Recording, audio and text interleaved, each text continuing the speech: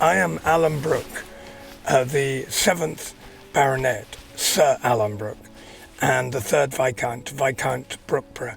And we are just approaching my beautiful family home in County Fermanagh.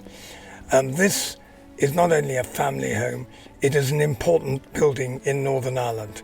Within the family, which have owned it since it was built, we have one Prime Minister, longest serving Commonwealth Prime Minister continuously ever. Since Waterloo, we've got 8 generals, 1 admiral, and 1 field marshal, who was next to Churchill throughout the war. So it is a very special place with lots of history. More recently, and in past times, we have also had royalty to stay. And now we are approaching the house down this beautiful avenue, and there you can see it.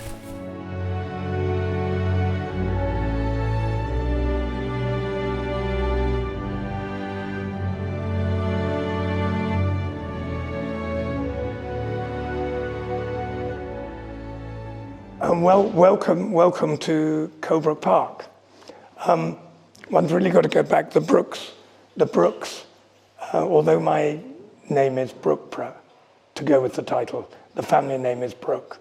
And the Brookes came to Ireland in the 1590s with the Elizabethan army. They came from Cheshire, from a place called Norton Priory, and they came in that army, and they were not the heads of the family, because they didn't do that sort of thing.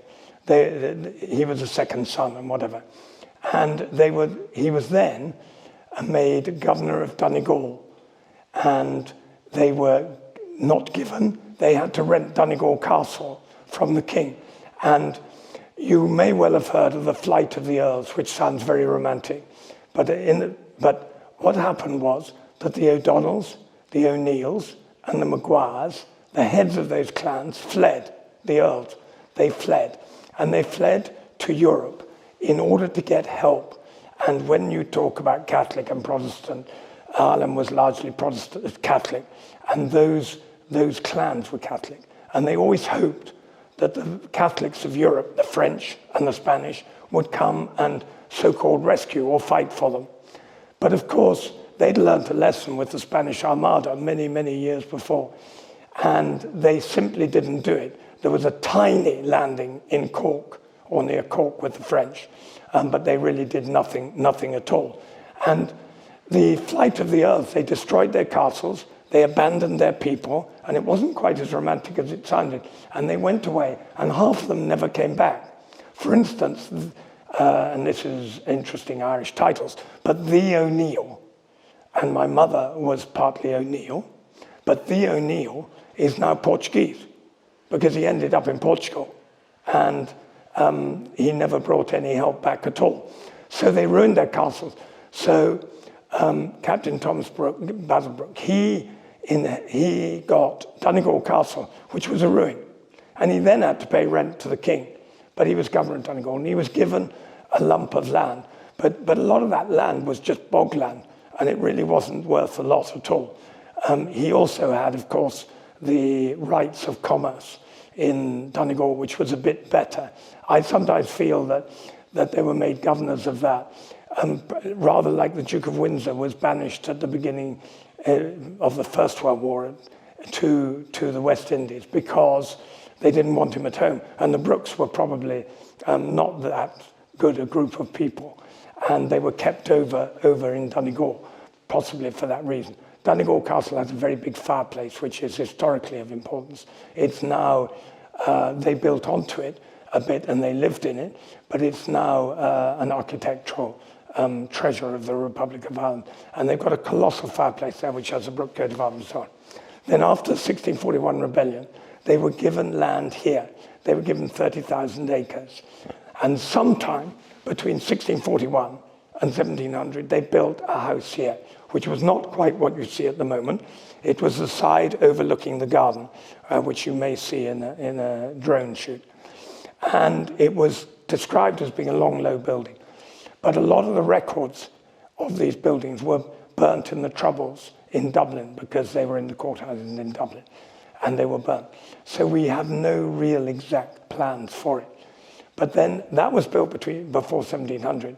And then in the late 17th century, the late 18th century, there was a rush to build bigger houses. And in 1824, they built the front on Colebrooke. And there are other big houses close by that were also built at that time. Castle Cool was built in 1793. And Castle Cool cost 110,000. They brought the stone from Portland, and they brought it round in boats, and then they brought it up Loch Earn and in ox carts. And that cost quite a lot of money. Colebrooke, the Brookes weren't a rich family, and Colebrooke cost £10,000 and was made out of local stone. But we actually believe that it's a nicer house to live in, and because it's more livable in, and that's that. It is also interesting that the architect, who was Farrell, when he was writing to Sir Henry Brooke about building on the front, he said, if you change the rooms by this dimension and this time, they'll be by far superior to those at Castle Cool. So we don't let the Belmores or Lord Belmore forget that very often either. But the reason behind the big houses was this. It wasn't just competition. It was because in those days they had no trains, no airplanes, no cars. So when people came to stay, they didn't come and stay for a night, or they didn't come to lunch. They stayed for 3 weeks, probably 2 or 3 weeks. Well, we all know what it's like having family to stay for more than 3 days. But to have people who staying with you and family for 3 weeks. So the houses were bigger, and there was really a private part, and there were the public rooms where they would more usually be. And it's quite interesting because the private rooms at Colebrooke are on the south side and are lovely and warm, and the other rooms are on the north and east side and are pretty cold, perhaps to encourage people not to stay that long in the end. But then my grandfather lived here, and his parents lived here, and his grandparents lived here.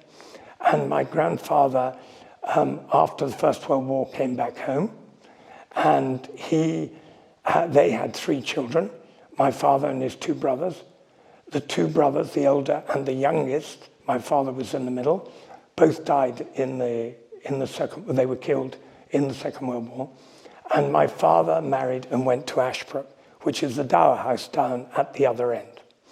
And Colebrooke became very much not derelict, but unlived in, because A, people didn't come and stay for so long, and secondly, there wasn't a lot of money after the war to do much with. And so my grandparents, especially after the Second World War, they lived in this side of the house over here, and the rest of it was left largely empty. Then my grandparents died, and my grandfather died in 1973, and there was no death duty planning whatsoever. So everything was sold. The out farms were sold, the farm animals were sold, all the machinery. I mean, the milking, the milking machines were ripped off the walls and sold. Every grape, every fork was sold. And the contents of the house. We had a little family meeting, me and my siblings, my parents, and we decided that we wanted to keep the house and the place because we loved it and we'd been brought up in it. But it was empty, and there was nothing inside it. And it remained that way for 7 years until we got married. And in fact, we were going to live in a cottage, and 3 weeks before we were married, I was having a discussion with my parents, and as children, we used to look after foreign children because we had horses as a family business. They came to learn to ride, they came to learn English, and we suddenly said, why don't we use Colebrooke in that way for a while? So I rang up Janet, my wife, and said, listen, we're going to, how about moving into Colebrooke? She'd been making curtains for a cottage, and she then had to think about Colebrooke. So we did up a couple of rooms on that side, and she started making curtains, and she actually made every single set of curtains in the house by her own hand, and there are 101 sets. I'm told by ladies that is really quite a job, but I do actually respect it, because when we walk around we see them. And this was, of course, the home of Field Marshal Lord Alanbrooke, who was next to Churchill throughout the war, from 1941 to 1945. He was also the chief strategist of basically the European war. And in American terms, he was the equivalent of Marshall to Roosevelt. And there is a very good book called Commanders and whatever. And it is about Roosevelt and Marshall, Churchill and Alanbrooke. It's called Masters and Commanders. And it's all about them. And it's extraordinary that Alanbrooke stayed with Churchill right from when we were being defeated, or when the British were being defeated, right through to victory, which isn't normally sustainable, because you have to politically, you have to change your people. But he did that. And then my grandfather lived here, obviously, and then we moved in. And so that's where we are at the moment. And this was all completely derelict. There are a few pictures and things which we found in cupboards because they were unsold. And also, there are a few bits and pieces that came back from my mother after she died, because there was more really of my grandmother here, which wasn't involved in the death duties, and some of that was moved to Ashbrook, and it came back with the agreement of my brothers and sisters who said we must keep Colebrooke working and possible, and so it came back through that. And in here, there's a picture of Colebrooke up there. There are then a few other relatives. And there are shields either side of the fireplace, which is my grandmother's side of the family. They were Sargisons, and they came from Cookfield in Sussex. And they had dolphins on as their family crest. And each shield is about a marriage between two different families. So on one side you've got dolphins, and on the other side you've got whoever they married at that time. I think the shields were done later than most of them because they're so much the same, and I think somebody looked back on the history and did them. There are two busts in the niches of there. That is Sir Victor Brooke on the left, who was Field Marshal Lord Alanbrooke's father, and on the right is his wife, who was Alice Bellingham. And she came from a family called Bellingham, although in England they call them Bellingham, who lived at Castle Bellingham in the Republic. Their claim, not a very happy one to notoriety, is that in 1812, the only British Prime Minister, Spencer, was shot in Parliament. And he was shot by Bellingham. And there was a member of the family who was a little bit dodgy. I think he had a mental issue. But he was in Russia and committed some terrible crime, and he was thrown into prison. And he tried to get the British Prime Minister to get him out of prison. But they said, you've committed a crime, you can stay. So when he did come out, he then came home and he then murdered the Prime Minister. But that is not a direct ancestor, so I'm not too responsible for that. And through here we have the library.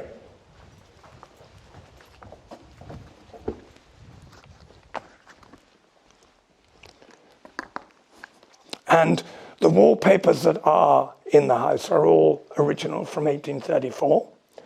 And that's why they look rather faded.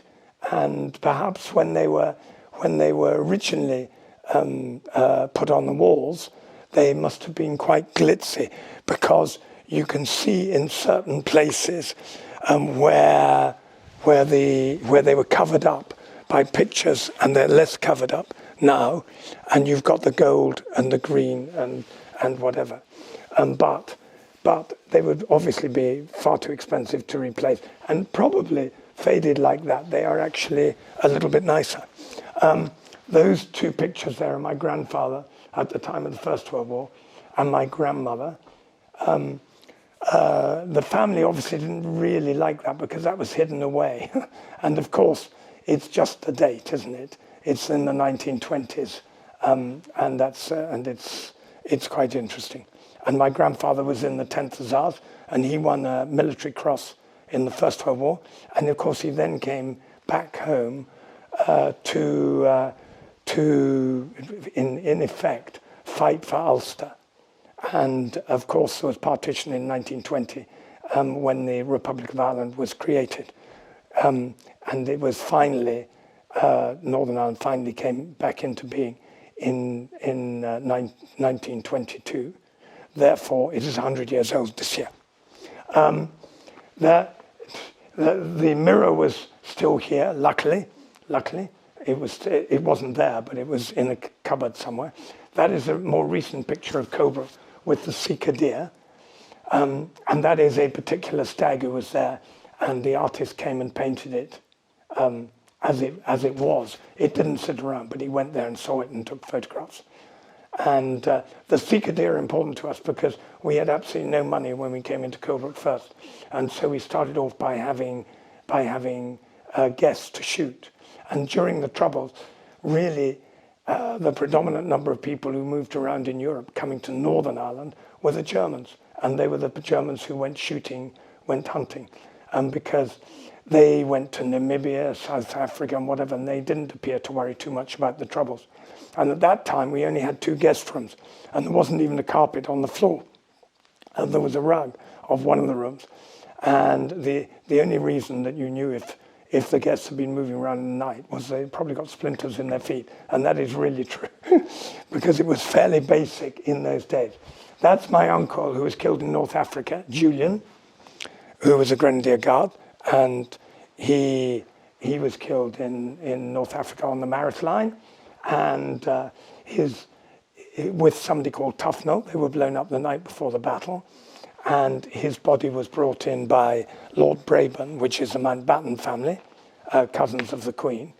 And Lord Brabourne was then captured and became a prisoner of war in Italy. And when Italy surrendered, he was escaping and was killed.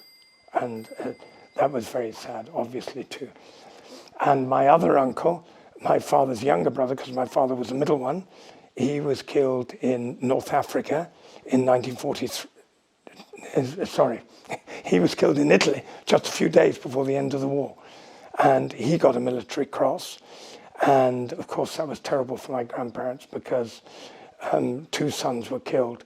And he actually learnt of Henry's death when he was at a political meeting in Larne, near Belfast. And he just went on with the meeting because he had to. And my grandfather was, of course, Prime Minister for 20 years of Northern Ireland, the longest serving continuously Commonwealth Prime Minister, maybe ever. These are photographs of us, inevitably. And that's a good rear view of me in the Queen's carriage at Ascot. And then across here, it was meeting Clinton at the airport, because I will explain that in a minute. And that was meeting President Obama as well, and I welcomed him at the airport. Then there are various other ones of the Duke of Edinburgh, the Queen of Spain, and various other people. I'm a Lord Lieutenant of County Fermanagh, which means that I'm Her Majesty's representative in Fermanagh, which I've done since 2012, but I'm also a Lord in Waiting, which is not a lady in waiting in drag. I do not carry the Queen's handbag or whatever. I'm one of 2, and we represent the Queen, especially during state visits. And when a state visitor comes to this country, and there are 2 of us, and one of us does each state visit, and we travel with that head of state in their car, in their airplane around the country for 3 days, and take them to where they're going. The Queen is only there for the arrivals ceremony at Horse Guards or at Windsor, and the arrivals lunch, which we're at, which is a small lunch with about 8 tables. And then she is also there for her banquet, her state banquet, which we are at. But in between times, the Lord in Waiting takes them around everywhere. And I have done that for over 20 years. And I've been lucky enough to do it for 2 American state visits. And I did it for President Trump too. And sorry, you might think there were 3, but President Clinton, I met him at the airport and he was not on a state visit. So that's why, so I did Trump and Obama. And of course it was a great privilege indeed, and a wonderful experience. That is, not that I go for pictures of myself, that is a picture of myself in evening wear at the palace in a court coat. And that is my wife Janet up there. Luckily, because the windows are behind them, behind the pictures, people don't notice them too much, which is great. Many people come in here in daylight and never see them. But anyway, now we go through to the drawing room. And of course, it's a major problem keeping the place warm, but we do manage to do it when there are people staying. And we had 13 people staying this last weekend, or 14 people staying this last weekend.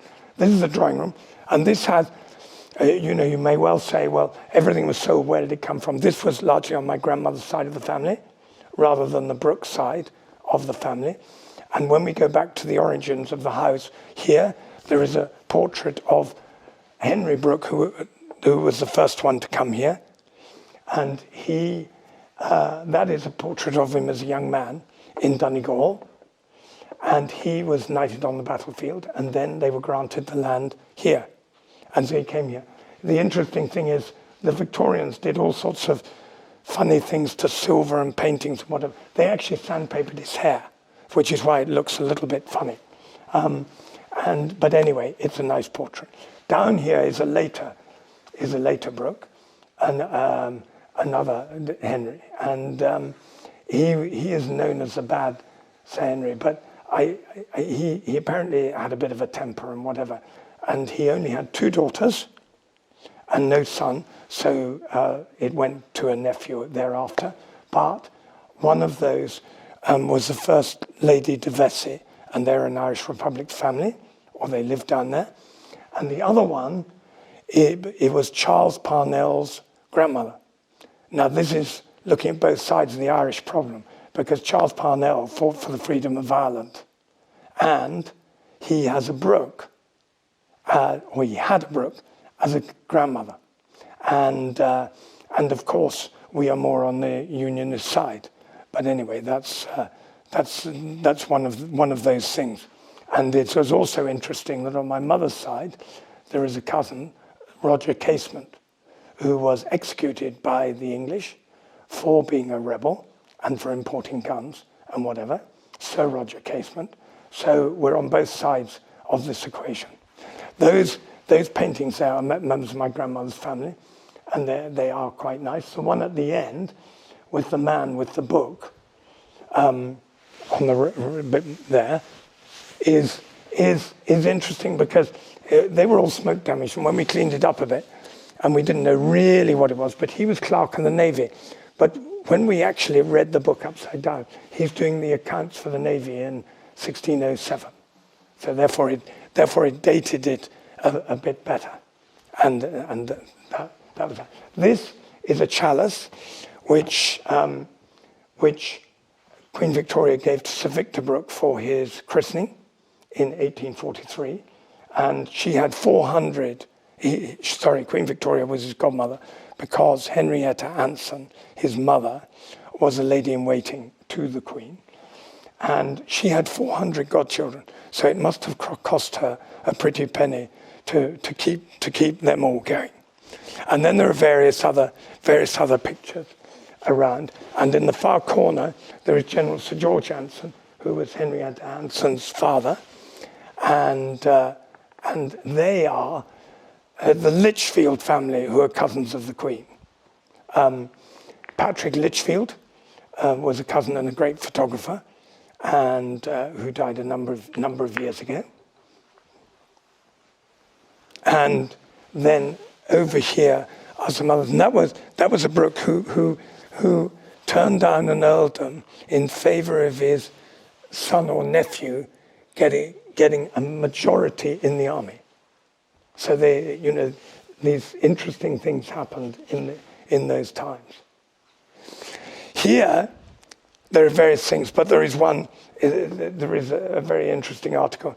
This is a little cross in a box, and a Brooke, Otho Brooke, won a Victoria Cross at Gielefeld in the First World War, which is the highest bravery honour in the United Kingdom, and there are only, I think, about about 1700 of them.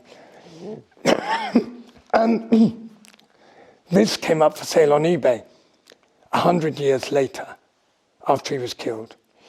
And somebody told us about it, and we got it. And it was made by his soldiers at the time. And they sent it to the family, and it has his name and his regiment. And when he was killed, and it's wood, mounted in leather, and in this box. And it was obviously sent to his family. And it's called trench art. In the trenches, they didn't have a lot to do for some of the time, so they made things out of brass.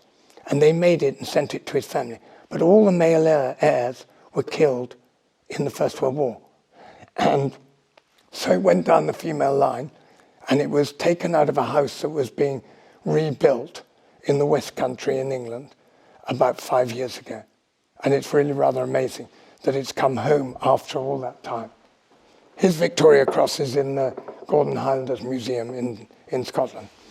This here is a cup. It's actually a wine cooler, which was given to Colonel Francis Brooke. And he was the one who fought in the Peninsular Wars and fought at Badajoz, Corunna, San Sebastian, Vitoria, and Salamanca, and survived. And he then went to the American War, and in the American War, he was involved in the burning of the White House, and the papers are in the American Folk Park about that. And he was under a general called General Ross. They then went to Bladenburg, and in Bladenburg, Ross was injured or killed, and he won Bladenburg. And they then went on to Baltimore, which they didn't win because the Navy wouldn't blockade it. He then came back to Europe, and he was at Waterloo just in time. And his nephew was at Waterloo, and another Francis Brooke, and he was killed at La Haye Sainte, charging the French, as his memorial says, in the ever memorable Battle of Waterloo, June the 18th, 1815. And there was a third Brooke, a kinsman, who was also at the battle.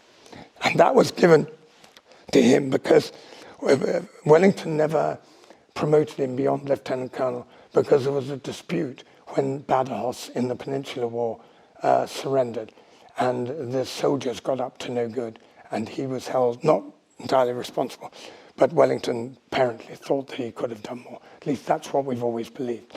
So his officers gave him that, and you can't read them because they're too small, but all their names are printed under the lid. So it's really rather fun. We call it the Waterloo Cup, but that's because that was the last battle he fought in. And then here there's a couple of photographs. That is the Emperor and Empress of Japan, because I looked after them. And they were absolutely charming and very special indeed. It was an amazing experience to be with them for 3 days. And we talked about all sorts of things. But the Lord-in-Waiting accompanies these people. I'm not political. I'm apolitical. I'm accompanying them for the Queen. So we don't talk about political problems because my views are not important, and that's not what I'm there for. And we're very lucky we travel around in the Queen's lovely big red Bentley with an escort of about 8 motorcyclists and extra cars and everything else. And it's just a totally different life from this. It's unbelievable. Right, and this is, I'm sure you recognize it, is President Putin of Russia. I looked after him on his state visit. At that time, he was on his charm offensive. Everybody thought President Putin, this would be good for the West, and we all know what's happened. But I traveled with him for 3 days in the car with him, in his Aleutian up to Edinburgh, and on a Russian warship. And I had a tremendous experience. And he was amusing, very quick, everything. But you've got to remember, it was his charm offensive. So he was being incredibly easy with everybody. And the interesting thing is about the heads of state is that even if you don't like one, or if you disagree either politically or or in a statesman-like way because you don't like that country or you think that they do things. If they're on that sort of visit, they have charisma and they have charm. Because if they didn't, they would have been deposed or knifed at home.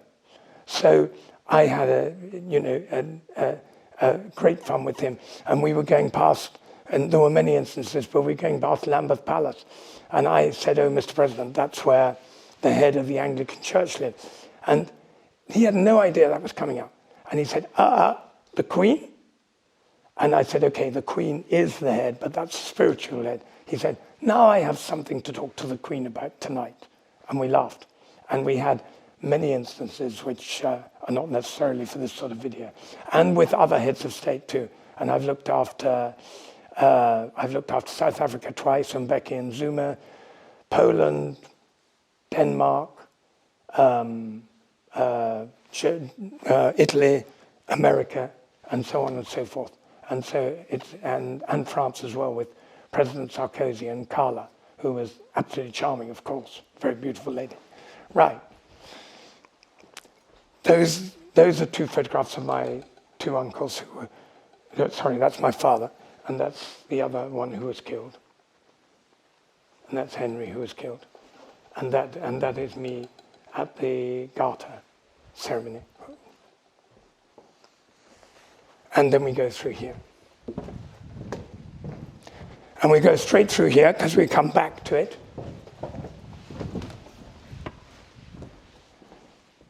And that is the dining room.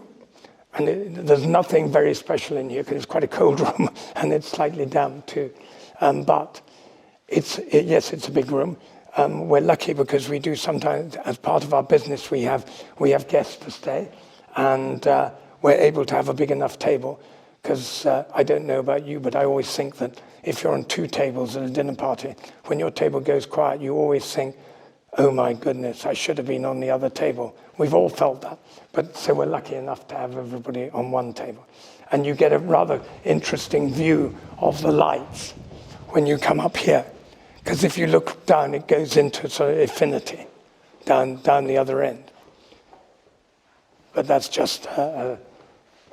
And as well as all of this, there are other things that have happened at Colebrooke, and at the White Bridge at the front, in 1816, a girl swimming or paddling found a diamond. She found a rock with a little bit of crystal in it, and she gave it to Henry Brooke, and he put it on his inkstand. And somebody, he just left it there with a bit of glass in a rock, and he left it there, and somebody in about 1833 said, "What's that?" And he said, "I don't know, a child gave it." And he said, "Why don't you get it looked at?" It is the only precious stone of gemstone quality ever found in Europe, which is the Brooke diamond, and it's 2.2 carats, and it was mounted in a ring of Wicklow gold, and inside it's got found in the Colebrooke River, and we still have it, which is quite fun. Unfortunately, we haven't found an awful lot more. And the geologists are all split on it. Some of them say it's a Brooke trick, and that's it. And they can't fingerprint it without destroying it. And the others say, well, it's perfectly feasible because you find all sorts of things. They found an ingot of zinc off Belfast in the sea, off the port of Belfast. And when they analysed it, it came from Murmansk in Russia. So it could have come from anywhere. But it would be rather nice to think it came from here. This is the billiard room, and it was empty, of course, and we furnished it in one go with a billiard table, which came from a factory in Dungannon and was made in Ireland in about 1890, I think. There's a picture up there which has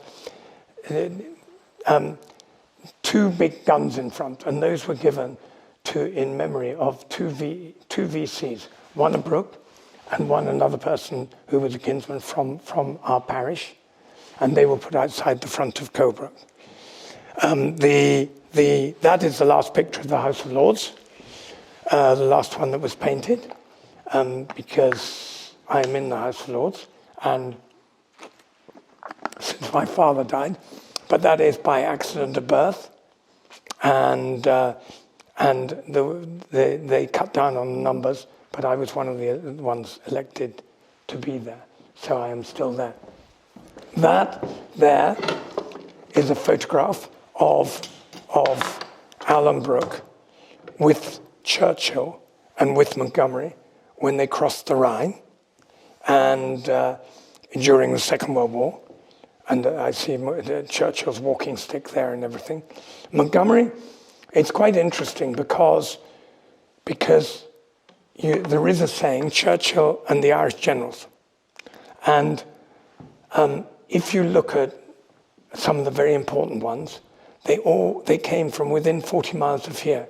You got Alanbrooke, who was chief of them all, Montgomery, who was 5 Mile Town, 4 miles away, Auchinleck, who was about 10 miles to the south, Alexander, who is 30 miles to the east at Caledon, Dill, who was Dungannon, and Gort, who was also Northern. So there was this cluster. Maybe it's because they fought, because we're all so good at fighting each other. Rather sadly, we still sometimes fight. But so that's my parents there. My father died in 1987 at 64 years old, which of course it was very sad. But it was all too early, which is why I then went to Basil.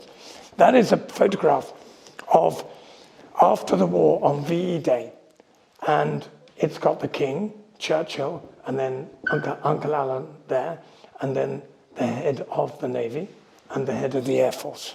I never knew whether it was specially posed or whether it was even put together or whatever, but during the anniversary of VE Day, not so long ago, they had all sorts of clips of London at that time, and they swept through, and they actually had the 5 of them forming up on the steps. So now I know it. Now I know it's genuine. Anyway, that is Alanbrooke there. It's not terribly interesting, really, and it's not very brilliant, but it does look like Alanbrooke. That was given to us the other day. It's actually on cardboard. And somebody was visiting friends in Canada, and they were cleaning out their garage or somewhere. And he said, throw that out. And this person who was from Northern Ireland recognized the person in the picture. And he said, oh, listen, if you're going to throw it out, I'll take it. And he brought it home and gave it to us, which was very nice of him indeed. Then this is back into the hall, and we're nearly finished. That is the stained glass window at the back of the house. That was put in when the front was added on. And it's meant to be really rather good. It's definitely rather fun and rather colourful. And it has the coat of arms at the top. I said that I would say something about the crest. The crest is the badger. The family were, as certain as we can do it, they were called de Broque, and they came over in Norman times and from France or from Normandy. Now, at that time, people were called Richard of something, Alan of something, of somewhere. So they were always of an area. They didn't really have surnames, but they developed into surnames. And there was a little hamlet in Normandy called Brock. And a Brock, in their colloquial language, is a stream. So the person who came from there was, it doesn't matter, Peter de Brock. And then when they came to England, and in Celtic and in local terms, a Brock is a badger. And then the name morphed into Brooke. And so it became Brooke. So the badger, they used the badger as a family crest. And also, I mean, badgers, they are stubborn, they smell, and they bite and fight like mad. So perhaps not a bad one. But that's why we have a badger. And then underneath we have Gloria Finis, glory to the end. And that is where the badger comes from. And there are about, I think there are about 17 badgers in the church. And so in some other places we do have the odd badger. And I apologize for that fact of it being that way. And so that, I think, is an introduction to Colebrooke. It's by no means at all, because there are many stories to tell and things that have happened here. But I hope you enjoyed that introduction. Thank you very much.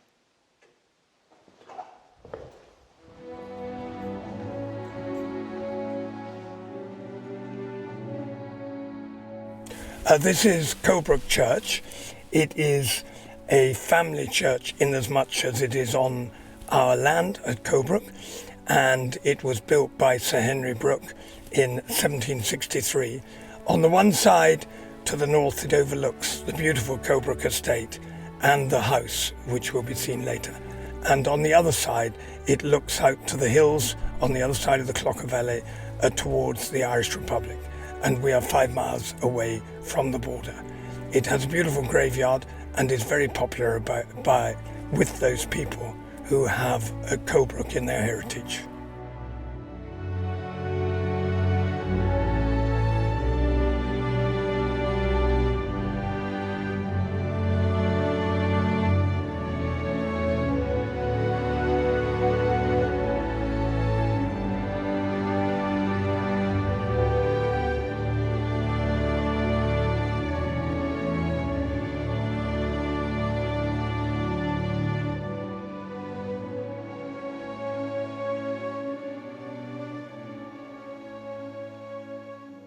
Good morning. I am Alan Brooke, and this is Colebrooke Church. And the church was built in 1763. And it was built by Henry Brooke because there were very few churches at that time, and therefore they were quite far apart. And the original Auchterarcher Church was in Listonskey. And Sir Henry felt that it was too far for the people who lived on Colebrooke Estate to go to church there. And I think that he also thought that it was far too far for him to ride his horse to get there. The church used to have a flat ceiling, and this ceiling was put on in the mid-19th century. And now what we do is we go up to our pew up here, and I must apologize because most churches, they say to the glory of God, and it is to the glory of God, but there are an awful lot of Brooke memorials here, and I will just take you around and show them and talk a little bit about it. So we go up to our pew, which is up here, and it is in the most wonderful place because they put it here, but it's over the vault, which contains some of the ancestors who are down here. And up here, it's actually quite advantageous for us because the rector can't see us when he's dealing with his son. And the chairs here came from the dining room at Colebrooke after my grandparents died.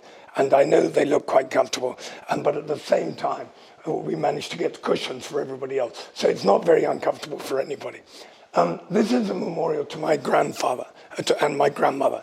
He was Prime Minister of Northern Ireland for 20 years. He also fought in the First World War.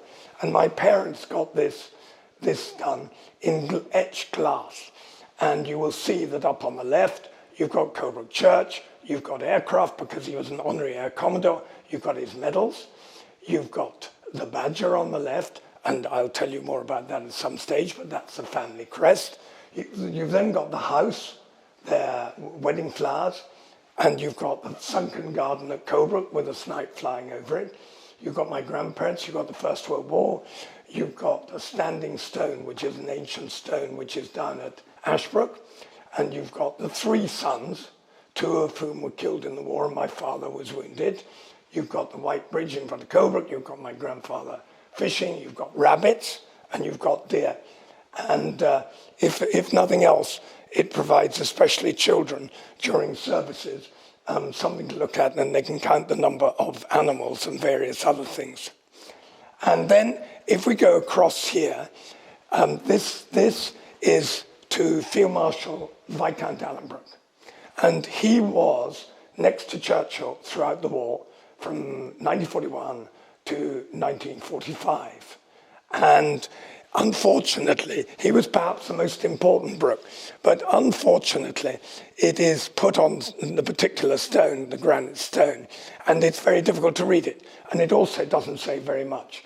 And what is nice about the memorials here is that on the whole, they do say something, rather than born and died. in one go. And down here are my father's two brothers, Julian and Henry. Julian, who's Grenadier Guards, was killed in North Africa at something called the Horseshoe Feature. And the Horseshoe Feature was just as it sounds. It was shaped like a horseshoe. It was about 100 and 150 feet high and 300 or 400 yards apart. And it faced Egypt. And after El Alamein, the British Army was approaching to the west, and therefore they were going into the jaws of this horseshoe. He was killed the night before the battle, blown up with a mine. He was doing a reconnaissance with somebody called Tufnell, who is also a Grenadier Guards family. And they were blown up and killed, and their bodies, interestingly, were brought in by Lord Brabourne. And Lord Brabourne is a Mountbatten family, and he brought their bodies in. He was later captured, and he was then killed, escaping from the Germans in Italy, when Italy surrendered, and they managed to get out of the prison camps. And very sadly, he was killed.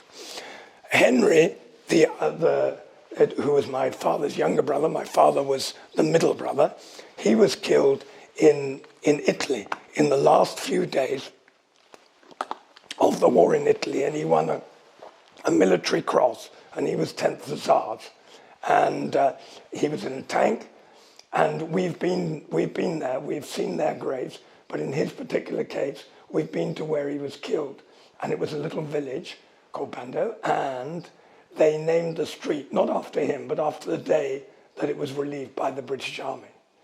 And that was in the last few days of the war in Italy, which was very sad indeed, and obviously sad for anybody with members killed, but it was especially sad for my grandfather, who by then had lost 2 sons by that time.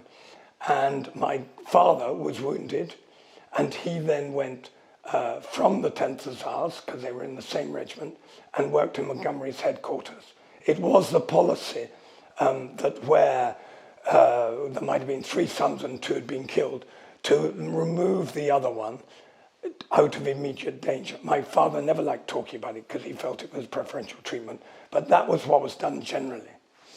Then the Field Marshal, whose memorial we've seen, he was actually my grandfather's uncle, but they had very large families in those days, and he was the youngest of that generation, and my grandfather was the eldest. So they were brought up very much together. And they had a house in Pau, in France. And he was born, Alanbrooke was born in France. He spoke French as a first language. And my grandfather was brought up with him for some of the time, so he spoke French as well. But the interesting thing is that Alanbrooke was left behind to bring the army back at Dunkirk. And one of the reasons was perhaps that he spoke French. He understood the French completely, and he was able to cope with them. It's interesting that after that, he was then sent back to bring the other half of the army back, fighting right through France to Saint-Nazaire. And he was very lucky there, because there was a ship called the Lancastria, and it had something like 5,000 to 7,000 soldiers on. They still have no idea how many, taking them off. And it was sunk with virtually a total loss. Uncle Alan, or Alan Brooke, he was last to leave because he was commanding, and he was on a trawler. And so he was lucky not to have been caught up in that. One of his brothers is here, and there were, of course, families were quite large, and there are 2 significant ones. That's Ronald Brooke, who was in the army, and another brother, Victor Reginald. Now, the interesting thing there is that Churchill, when he appointed Alanbrooke to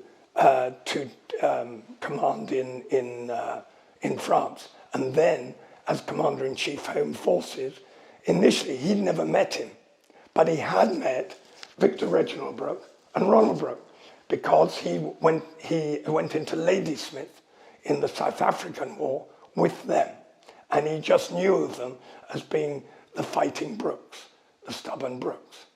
He then appointed Alanbrooke, and they had rows on the telephone when Alanbrooke was trying to get the army back. But they'd never met. And Alanbrooke was quite a blunt person. And Churchill, we all know, was quite a loud and bombastic person.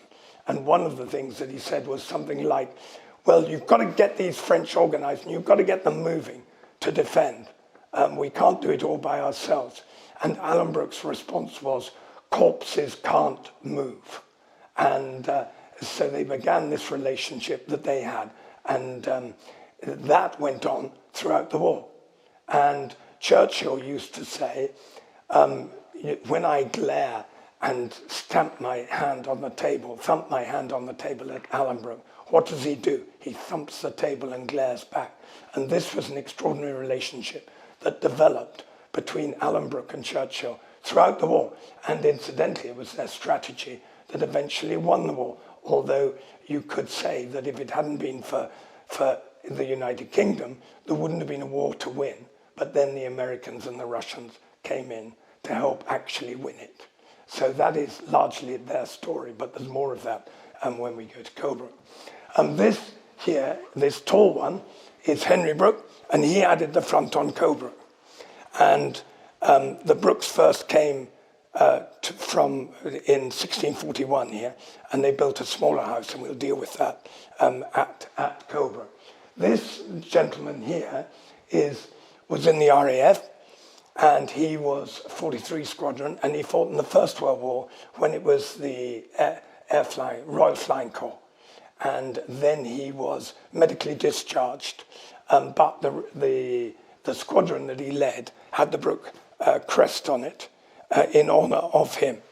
Up here is Lieutenant Francis Brooke, who was the eldest son of Sir Henry Brooke, who put the front on the house that you've just seen. And he fell when gallantly charging the French in the ever-memorable Battle of Waterloo, June the 18th, 1815. Now, his uncle was also there, and we'll come on to him in a minute. And he survived. And Francis Brooke went to what is well known as being the Duchess of Richmond's ball the night before. A couple of subalterns from each regiment went, and he was one of them. And he was killed the next day. His uncle survived, and then there was a kinsman, and the kinsman is a distant relative, who was spelled Broke, and he was made, during the battle, Quartermaster General, because the Quartermaster General was wounded or killed during the battle. So there were two Brookes plus a kinsman who fought there. And now we go down the steps and have a look round at some of the other memorials. Here we have a Rear Admiral, and he worked at Buckingham Palace a bit as an honorary position, and therefore he got a GCVO, which is the Grand Cross of the Royal Victorian Order.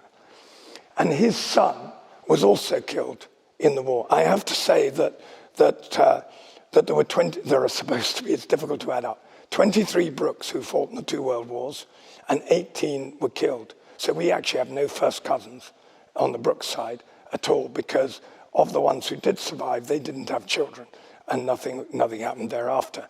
So his son was killed. He was actually not killed in battle. He was killed in Colebrooke in Scotland on the ranges.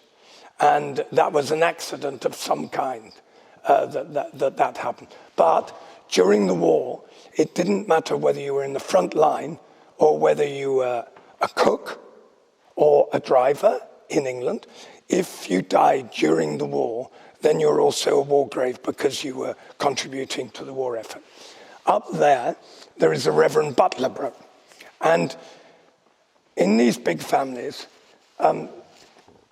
if they survived, then there were a lot of sons to be looked after. And they couldn't all be looked after at home, so they went into something else. And business at that time was a little bit of a dirty word, and people didn't like business that much. But what they did was they went into the church or the army.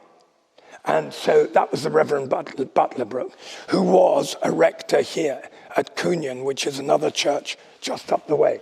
because Colebrooke Parish involves 3 churches, Cunion Church and Mullifad as well. And then there's the daughter of Francis Brooke, Anna Marie, and she married Webster, who was a rector and of Longford and Colebrooke. And this gentleman here is the other Brooke who fought at Waterloo. And he is important or well known because he fought in the Peninsular War against Napoleon, and the Peninsula was being Portugal and Spain. And he fought at Corunna, San Sebastian, Vitoria, Salamanca, and Badajoz. And he survived, which is quite something if you look at that sort of countryside. And therefore he got a Peninsula Medal and whatever. But he then went to the American War. And in America, he was present at the burning of the White House in 1812. And that army was commanded by Ross, General Ross, from Ross Trevor in Northern Ireland. And it was under the total command of his brother, who was General Sir Arthur Brooke. And so he was involved in that. And at Washington, what happened was, it was declared an open city, and somebody started shooting, and they went and burned the White House. And that we always thought was why it was painted white. Not quite true. It was painted a very light color about 20 years beforehand. But it was quite interesting when Clinton came to the House of Lords, and he spoke to about 500 people. And he said, when I go out in the veranda in the morning and I see the smoke marks, I remember what happened, and we must always remember our history. Anyway, so he was there. And then they went from Washington to Bladenburg. And in Bladenburg, Ross was killed and Brooke won the battle. We say he won the battle, but it was probably Ross's plan anyway. And then they went on to Baltimore.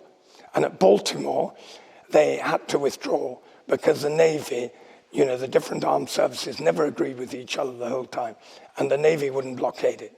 Then, after that, he served there, and he then came back and was back just in time for Waterloo.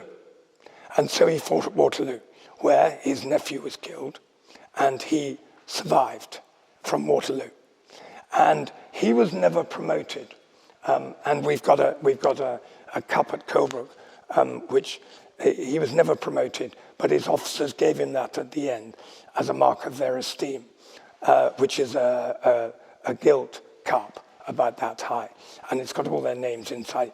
And he wasn't promoted because at Badajoz, the British soldiers went not mad, but it was normal in those days that if you laid siege to a place and nobody came to rescue you, you would eventually lay down your arms, leave your arms, and you'd be allowed to walk home, because there was no point, and nobody wanted to feed prisoners because they could hardly feed themselves.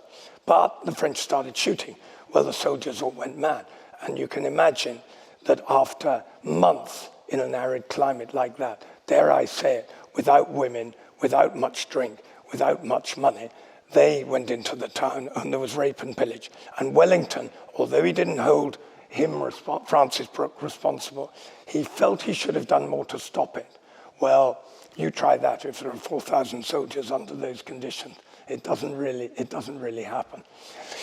Then there are some other memorials here, and this is to a doctor who was well known, and there are some others. The window up there is Sir Victor Brooke, in memory of Sir Victor Brooke, who was my great-grandfather. My great-great-grandfather. He was the father of Alanbrooke, and therefore he was my grandfather's grandfather. And he is significant, of course, but he was Queen Victoria's godson because his mother was Henrietta Anderson, who was a lady-in-waiting to Queen Victoria. And here, in the Bible, the old Bible here, we have it filled out, or it was filled out, and it also contains a remark about Sir Victor. And wait, Sir Victor, yes, there. Victor Alexander, sponsor Her Majesty Queen Victoria, which is quite nice. And so but she did have 400 godchildren, I may say, which apparently, and so he was one of quite a few. Then up here behind the pulpit, we have another one who's gone into the church, the Reverend Thomas Brooke, and that he was a son of a brother of the late Henry Brooke. And up there is George Frederick Brooke, who lived at Ashbrook, which is the second house to Colebrooke, what's called the Dower House, where normally, if the head of the family died, the man, then the wife might go and live in the Dower House. And that is Ashbrook, which is at the other end of the place. And this is a rector who was here, and he died in Normandy in 1944. So he died in the invasion, during the invasion. His wife used to come here, and she only died, and I can't give the date, but about 15 or 20 years ago. And she used to come to our friends' services. That's Charles Ovenden of White Park, which was a Brooke house, and he was a very good guy. And he's got a very nice memorial there. And here is a memorial to the family of Sir Harry Vesey Brooke. He was a second son, and he went to Scotland. And his sons below, he was a Golden Highlander, and then his sons were all killed.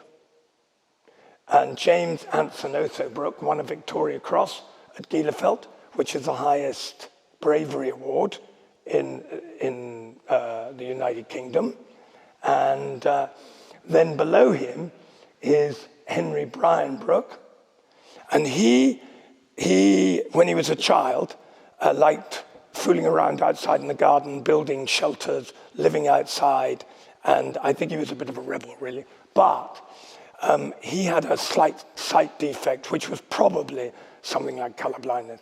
And he wasn't allowed to join the army when he wanted to, before the war. So he went to Africa, and he joined a frontier force. And he lived there with the natives, and he wrote poems. And he was very well loved by those people. But when the war came about, and when people were being killed, they would take people who were colorblind and many other things. So he came back and joined up. And he was wounded on Somme Day, the 1st of July, 1916. And he then died on the 24th of July. So he was, in effect, killed at the Somme.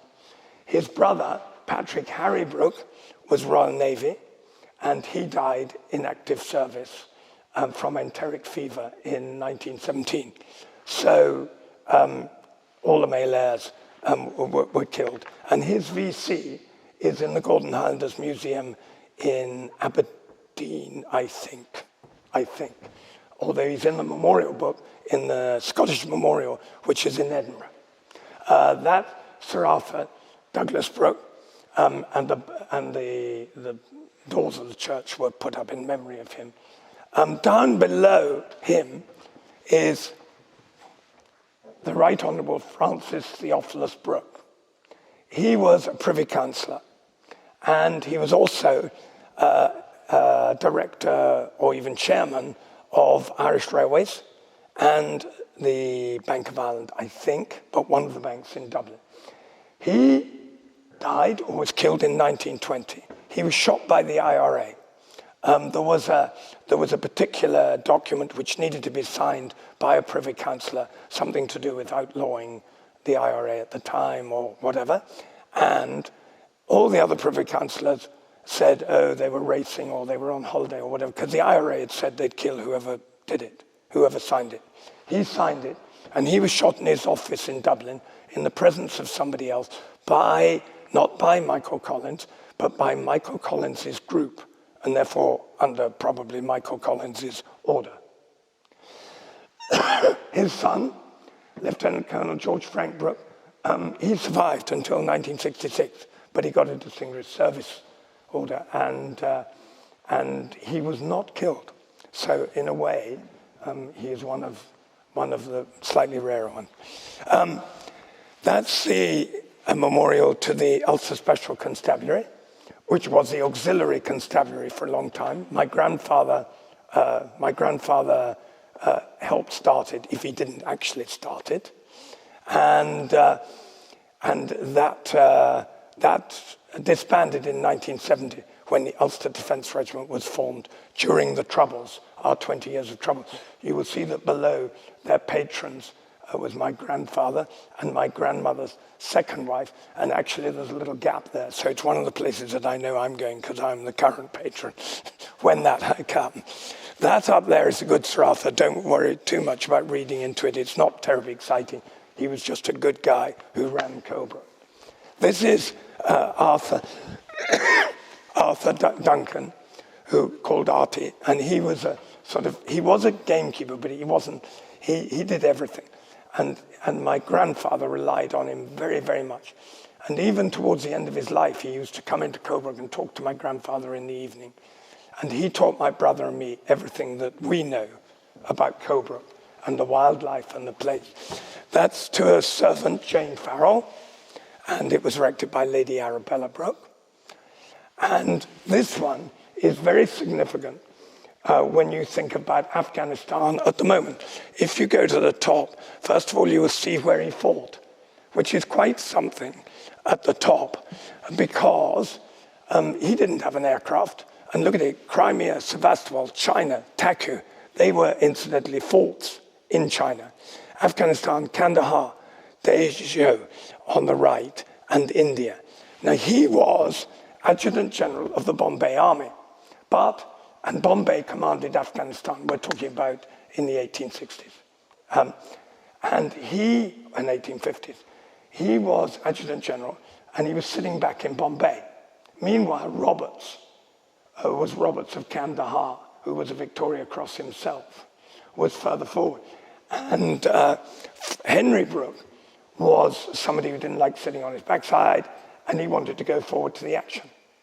Now, what happened was that when he was in Bombay, they decided that it was ridiculous to go out from their stations to mow down the Afghan mud forts, because when they went out, they were ambushed on the way out. When they got there, and the same thing has happened more recently. When they got there, they were given tea and made friends of by the people there. They then mowed flat the mud fort, and they'd be ambushed on the way back. Meanwhile, the Afghans, in the next couple of months, would rebuild the fort. And it's quite interesting that Lord Ashcroft, who has saved so many of the VCs and put them in the Imperial War Museum, he wrote a double-page spread 3 or 4 years ago on this gentleman, saying, if we learnt all of that, why are we doing what we're doing today? And it was a very good question. But it says there, he was the last to leave the walls of Kandahar and died in a noble endeavour to bring into safety a wounded brother officer, who was a Captain Cruikshank. And we always think it was a short straw for a general to be the last to leave, maybe, but then to die. The Brookes, I think, had a problem with delegation, because they've all too often become, for better or worse, bullet stoppers. And it's very sad that and Queen Victoria, because she was Sir Victor's, no, not only, but she was Sir Victor's godmother, she dictated that he would have a special funeral. And we have a book with all the letters that people wrote and everything else, and a diagram of his funeral leaving Bombay Harbour. And he was brought back to Lisnaskey, near here, by train, and there's descriptions of how his body was brought to Colebrooke. Don't ask me what state it was in by then. That's a different matter. And he's buried outside this church here. That one down there below it is George Cecil Brooke, his son, who was then killed at Gallipoli in the First World War. And of course, Gallipoli was, one could say, it should have finished off any other man than Churchill, who planned it. And Gallipoli was a terrible failure. And it was such a failure that Churchill left the government and went back to fight in the First World War, because of course he was ashamed of it like everybody else. But he was killed at Gallipoli. And below that is his son, who was in the Navy and survived the Second World War. And this is the war memorial in the church, obviously. And on this side, you've really got a page almost of Brooks. And this is all First World War. It's also got a Lieutenant Colonel R.A. West, who won a VC as well. So there were two VCs at Colebrooke. And R.A. West, he was a kinsman, which is a very distant relative, and he lived in a Brooke house. Ashcroft also wrote a double-page thing about him a couple of years ago, because he said this is one of the bravest people in the First World War. He was not a double VC, but he was a Victoria Cross. He was a Distinguished Service Order and Bar, which means he got it twice, and an MC. And he was killed just before the end of the war. And the problem was that when they got tanks, he went and joined the Royal Tank Corps, or at least he left the regiment he was in, which was the North Irish Horse. And some of them became the new Royal Tank Corps with those tanks that they had in the First World War. But they had no radio communication, they had no way of talking to each other, and it was practiced that when they got their directions a little bit wrong, which in a battlefield it was very easy to do, somebody would have to literally go in front of them and direct them. And R.A. West was killed on his horse directing the tanks. Well, with all due respect, he was in between the tanks and the enemy. And sadly, it was bound to happen. But he survived for a long time and was a very brave man.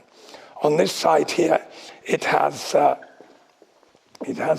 some more of them, and it has Julian and Henry Brooke as well.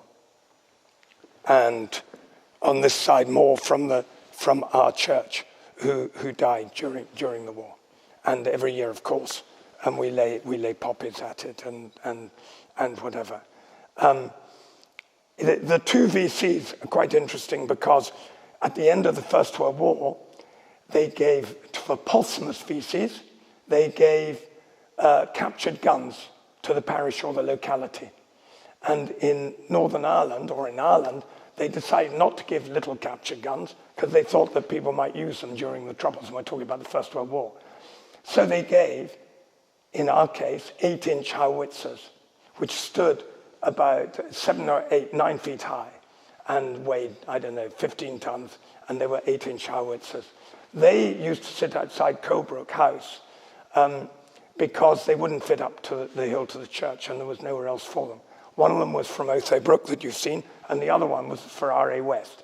The tank one, R.A. West, went to the Bovington Tank Museum, which is where it is, and the one for Otho Brooke is at the Enniskillen Castle Military Museum, sitting outside it. There is a Captain Arthur Brooke who was in the Navy, and he was a flag captain to Duke of Edinburgh.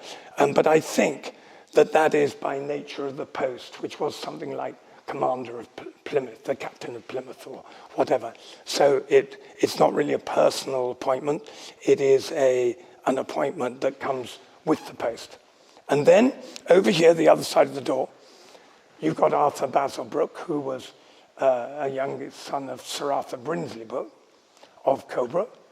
And below him, you've got Arthur Montague Brooke and his son, and he was also died in Afghanistan in the 19th century. So that was two of them in Afghanistan. The font here is in memory of Ethel Arabella, who was born in India when they were in India. A daughter of Colonel Henry Brooke. And she died at 3 weeks old. And that is our font, which is really real nice. And the plaque is down there.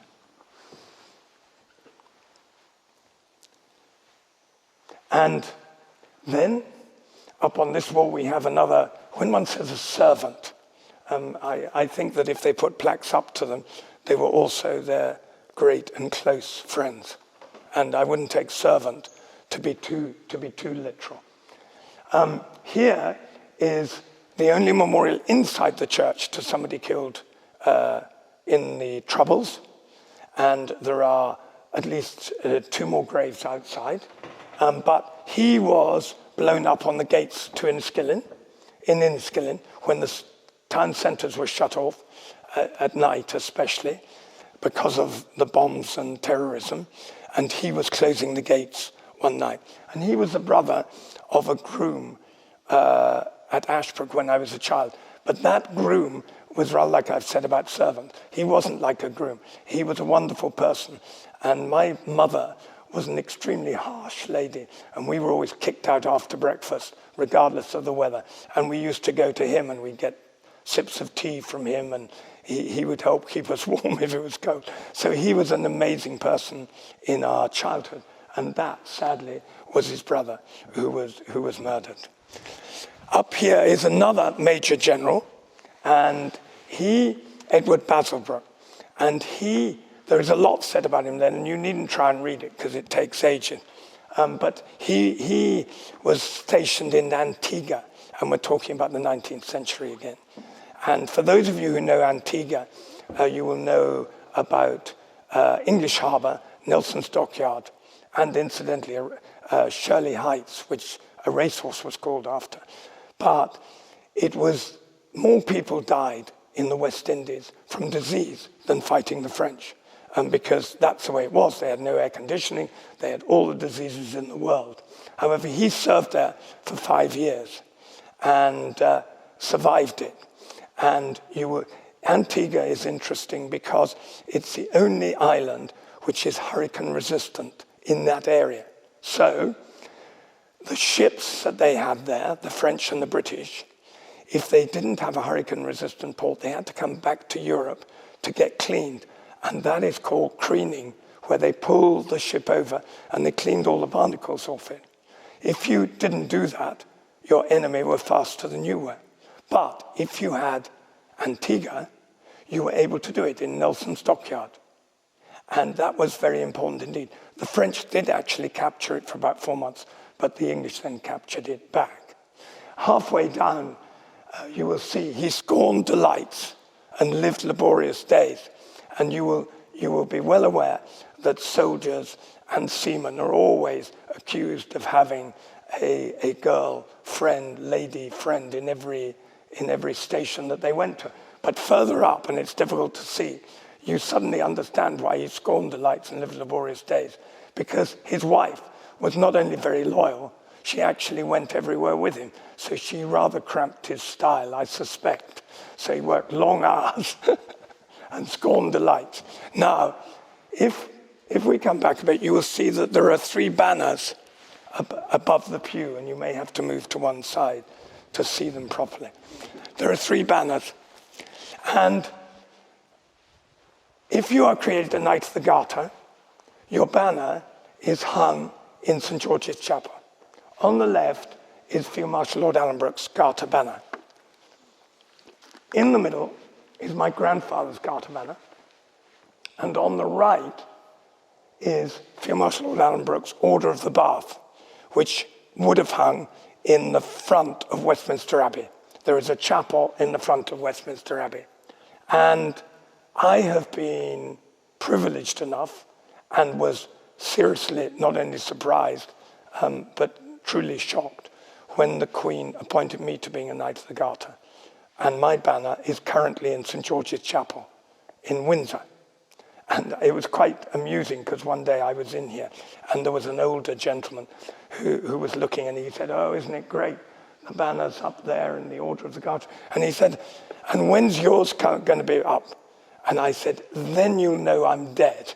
And he was horrified that he'd suggested that I might be dead. But that is what happens. It's returned to the family. And that is an unusual record in what amounts to a little over 3 generations. Now, it's not really trivia, but it's quite far removed. That banner and that cross on the mustard background, if you know of Malaysia, Malaya, most people are aware of it, but they may not be aware of a part of that country called Sarawak, or Sarawak. And in 1838, Richard Brooke, who came from a branch that was living in India, got an inheritance, and he bought a boat called aptly the Royalist, and he went away to trade in the Far East. And he called in there in 1838, but he also called in 1841 or 1842. And when he was perhaps having coffee or tea with the Sultan of Malaya, the Sultan of Brunei, the Sultan said, I've got this terrible problem because I've got a rebellion. The Dayaks who live in Sarawak go around killing each other the whole time, and then they kill my soldiers and my people.